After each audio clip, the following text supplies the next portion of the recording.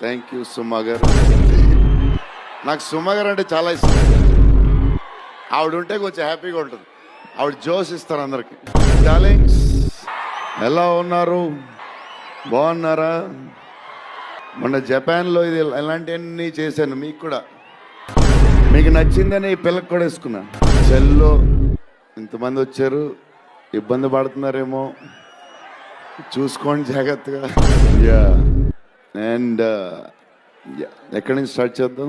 పెడితే మొత్తం తినేస్తారు. సంజయ్ దత్ సార్,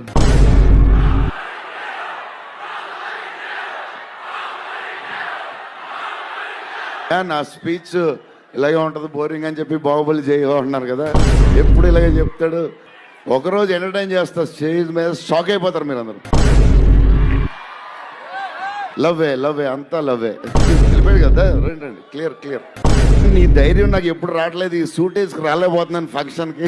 కబోర్డ్ నిండుగా ఒక 200 బట్టలు ఉంటాయి. సర్లే ఎందుకులే, మరీ ఓవర్గా ఉంటుందేమో. అయితే మారుతి గారు రైటింగ్ ఫ్యాన్ అయిపోయింది. అసలు ఈ క్లైమాక్స్ డార్లింగ్ పెన్తో రాసావు, మిషన్ గన్తో రాసావు చెప్పు.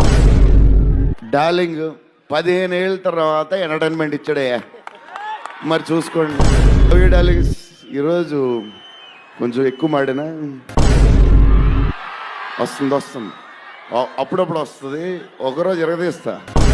విశ్వప్రసాద్ గారి బడ్జెట్, ఈయన మెంటలు అన్నీ వదులుతాయి. Okay darlings, love you.